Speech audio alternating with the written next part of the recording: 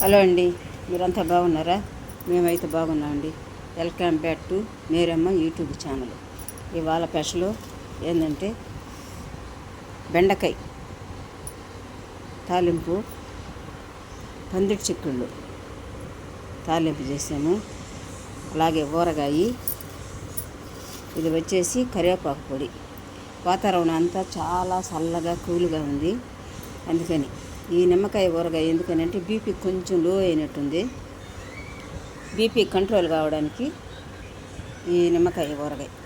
అప్పుడైతేనే BP చాలా కరెక్ట్గా వస్తుంది. లో బీపీ ఉంది నాకు, అందువల్ల రోజు చికెను మటనే కంటే మన ఇంట్లో ఏదైతే ఉందో అనుకూలంగా దాన్ని చేసుకుని సంతోషంగా తినడమే, దాంట్లో ఉన్న ఆనందమే వేరుగా ఉంటుంది.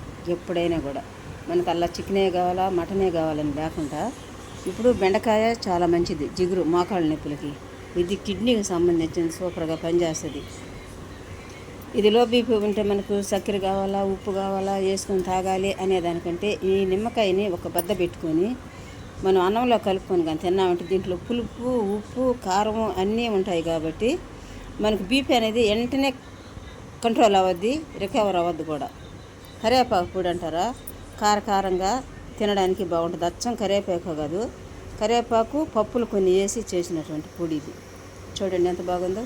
ఇవన్నీ కూడా ఆరోగ్యానికి పనికొచ్చేటువంటి వస్తువులు. ఇలా చేసుకొని మీరు కూడా ఒకసారి తినండి, చూడండి ఎంత బాగుంటుందో. సూపర్గా ఉంటుంది, ఏమీగా ఉంటుంది.